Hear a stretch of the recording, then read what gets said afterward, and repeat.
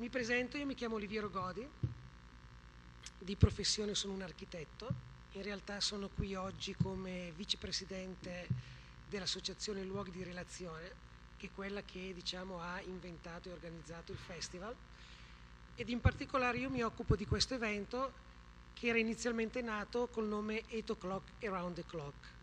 L'idea era quella di avere 24 relatori che parlassero tutti alle 8 di sera da uno dei 24 fusi orari, quindi partendo dall'Italia avremmo avuto alle 8 di sera di stasera, anzi di ieri sera, un relatore in Italia che avrebbe introdotto l'idea, e poi mano a mano spostandosi verso l'Inghilterra e poi l'isola di Capoverde, poi verso gli Stati Uniti, facendo il giro del mondo, avremmo avuto un relatore che parlava per circa 8-10 minuti della propria esperienza con il digitale.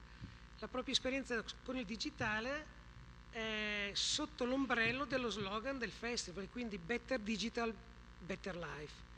E quindi queste persone gli è stato dato l'input di completa libertà nell'argomento di cui volevano trattare, e quindi poteva essere o la loro esperienza personale o la loro opinione riguardo al mondo digitale, oppure come secondo loro il digitale avrebbe potuto evolversi nel tempo.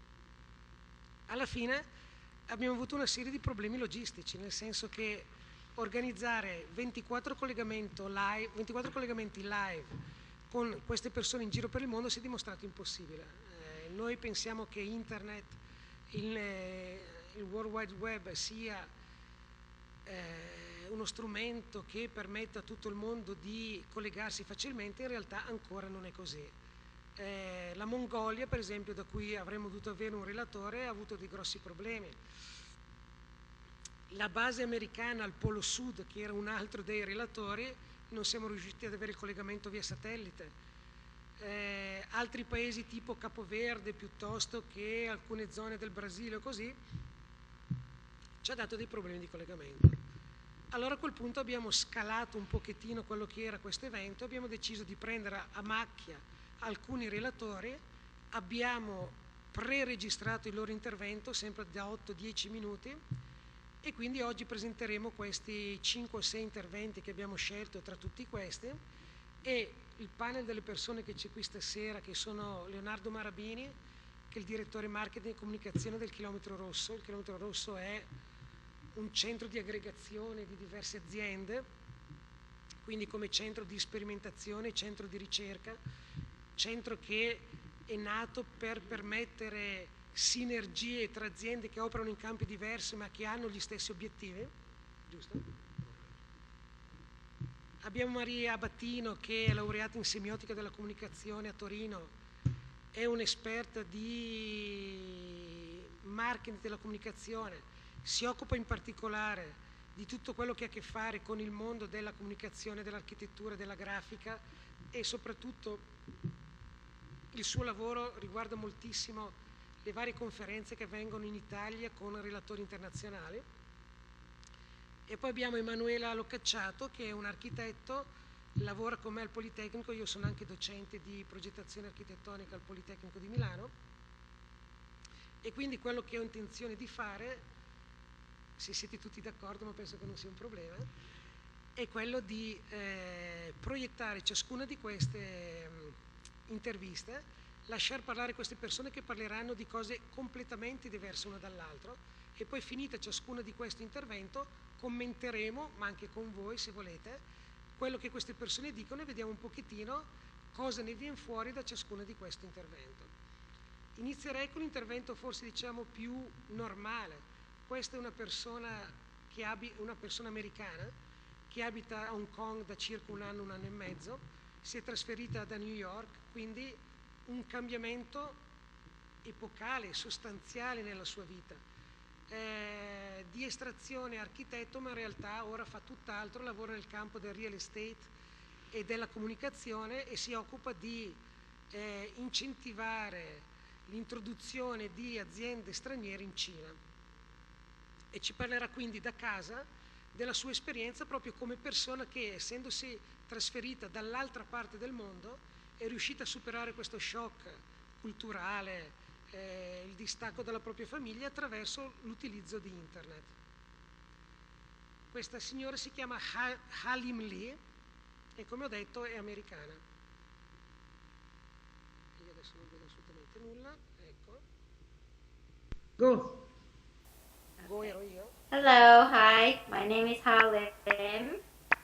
Halim Lee, and I currently live in Hong Kong. I've been living here a little over a year now. I relocated from New York City, where I lived for 20 years. I miss New York quite a bit, but Hong Kong is a great place to live as well. Um, let's see, my background is in architecture. I studied and practiced architecture for over 10 years. Ogni tanto intervengo per dire una cosa. Trovo per esempio, e lo fermo perché poi alla fine discuteremo magari del contenuto di quello che dice. Trovo per esempio estremamente interessante che questa persona sia cinese, ma in realtà non era mai stata in Cina.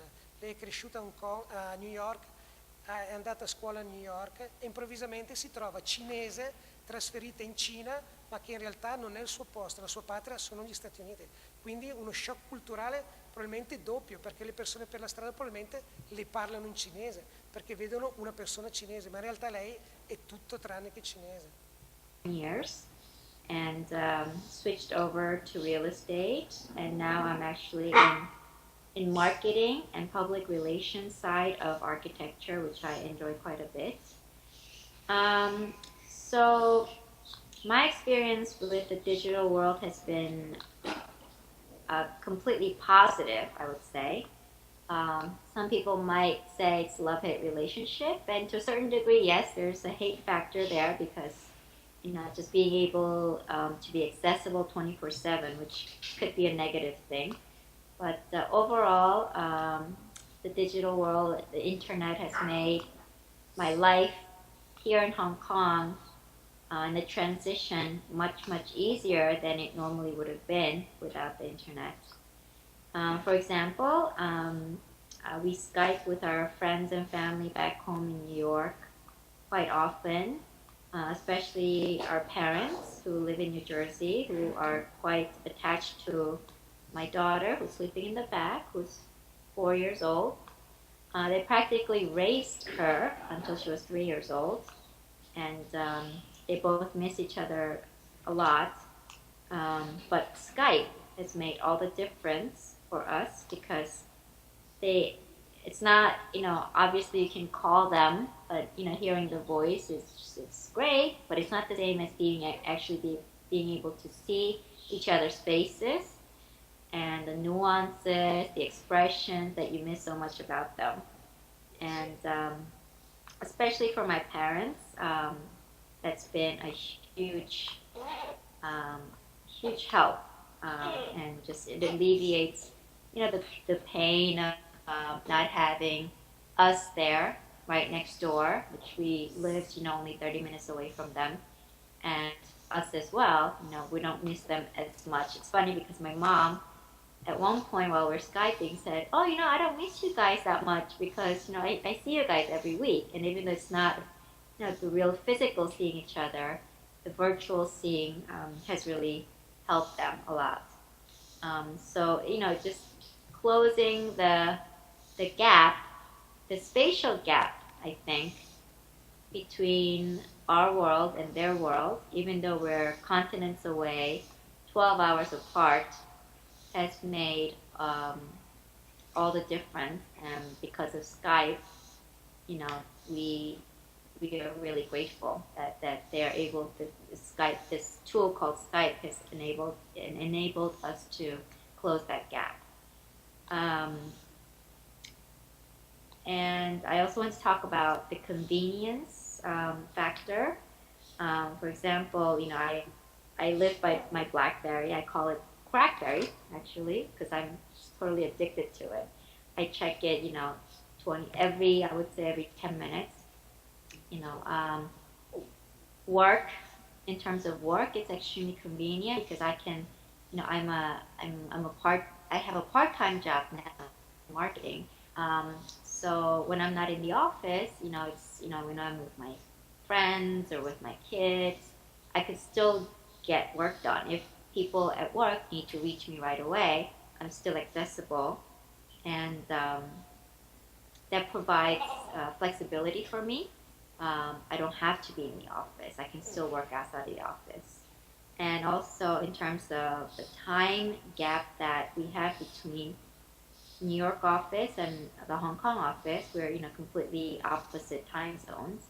Um, it enables me to work even actually it my time is not wasted is what I want to say. Oftentimes, I have a newborn, or when I was pregnant, I'd be up in the middle of the night because I can't sleep, or I need to nurse my baby, and I would have my BlackBerry and I would email for work, and so I'm not just dozing off, which I sometimes do. Um, so my time is always used, I guess, either for work or for social purpose, um, which you might say is kind of a bad thing because I could be doing other things, maybe, spending more time with my kids, or I don't know, organizing my paperwork. But that's why I stay cracked there, because I am pretty much addicted to this thing.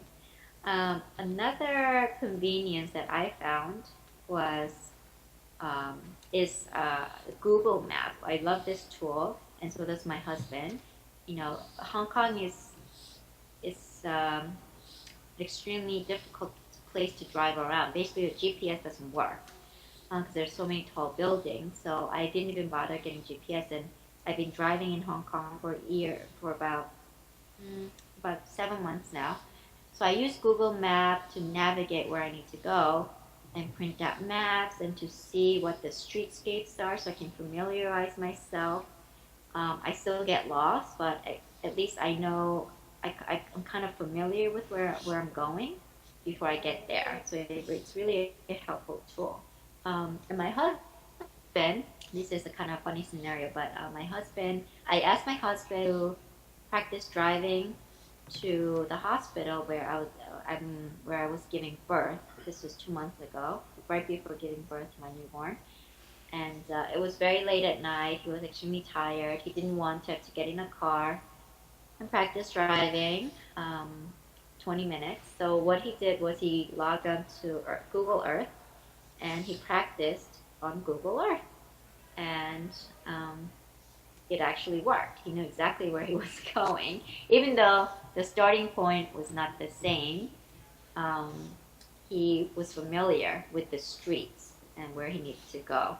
So as a tool, driving tool, these like Google Earth is extremely useful.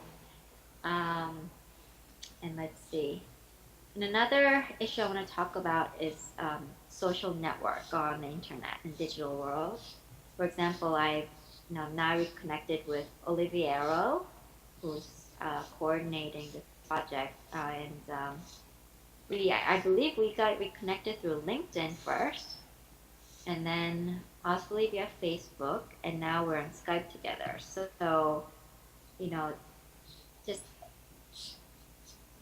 friends that I've made through the years that I haven't kept in touch with, that I wish I did, are now back in my life because of tools like Facebook, LinkedIn, or Skype. And for me, it's a blessing because I really value friendship, and I love reconnecting with friends. So it's been a really, really nice tool for me to use to reconnect and to maintain contact with the friends. For example, I have friends from the past, from elementary school I haven't spoken, and you kind of, just once in a while you kind of wonder what they're up to. And I was able to reconnect to them through Facebook, and one of my friends I found that is living in Sweden with a Swedish husband, and just it's kind of fascinating where everyone ended up. Of course, it's not the final destination, but it's just fascinating to learn what they're doing, and what their life is like in wherever they are, Australia, Wisconsin, Sweden, Paris, you name it. And since I was fortunate enough to make acquaintances with so many friends all over the world. Now I have Facebook connections to people all over the world. And, um, you know, now that I have a family and I'm not able to travel as much, for me, it's kind of like living um, vicariously through some of these people who do travel or who live in certain place where I used to live or I wish I lived. And, just going to their profile and seeing beautiful pictures of places they visited or reminiscing about places that I've already visited. Um, it's really an awesome tool. So I guess for me, it's just internet has I can't live I can't imagine living my life without internet. Um, Connecting with friends, working, um, just in terms of convenience, is it's just a great thing for me. And now that I have children, maybe it takes me away. Some of the time that I could be spending with my children is spent on the internet, so maybe that's the negative side of it. Because I do like to answer emails back right away because I hate not answering emails and realizing at 4 in the morning that I haven't done that. So I would say that's really the negative thing, that I do get a little bit addicted to Facebook or internet or Gmail. But really, other than that, I would have to say that digital medium, internet, Skype, Facebook, my Gmail account, even, for example, sharing photos with friends and family through Flickr or SmugMug that my husband created. We create albums of our newborn on a weekly basis to update, really to archive, our life, but also to share with our friends our life here in Hong Kong, and especially our family.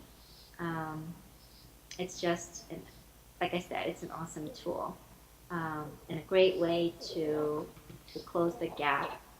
Now that we're in a different, new place, fairly new place. Um, been a year, we still, we are finally starting to get settled in Hong Kong, but the internet has made that transition that much easier for us. And I know that it's gonna just keep progressing, and there's gonna be, so many other tools um, to make people's life easier. Obviously, there are many other negative sides to it if you wanted to, exploit it or abuse it. But that's something hopefully I'm not doing, and I hope not to do. So that's there's my little dog. And actually, let me mention this other thing about my dog who was transported from New York to Hong Kong a little over a year ago, and she needed really, really detailed paperwork, a lot of testing and paperwork from the veterinary in Manhattan, which I got done. It was one of the most stressful things I had to do in my life. And basically, if the paperwork wasn't right, she would have to get deported back to the U.S. And that was extremely difficult for me to handle and very stressful.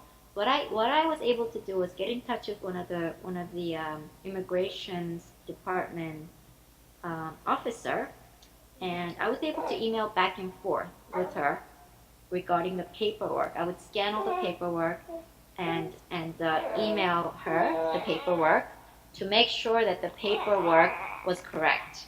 And for me, that was like the most important tool for getting her into Hong Kong without any problems, because they were able to point out, if something was wrong with the paperwork days in advance of the flight. And that just took load off of my back. and not being stressed out that this paperwork was going to be rejected once I got to Hong Kong. So just things like that, just I can't imagine doing that by fax or by phone because it's something that you need in writing, and faxing isn't always effective. I don't know. I mean, I never use my fax machine anymore. At work, I think it's broken. So yeah, I can't. So many things, just while we were doing the transition, really made my life easier by the virtue of having internet around.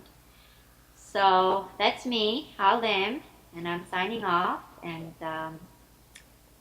I enjoyed this talk, and I'm sorry I'm not as prepared as I could have been, but I'm I have a newborn who I'm nursing currently, and I have a barking dog and a 4-year-old. So I've been a little bit busy, but I enjoyed this talk, and thank you for the opportunity.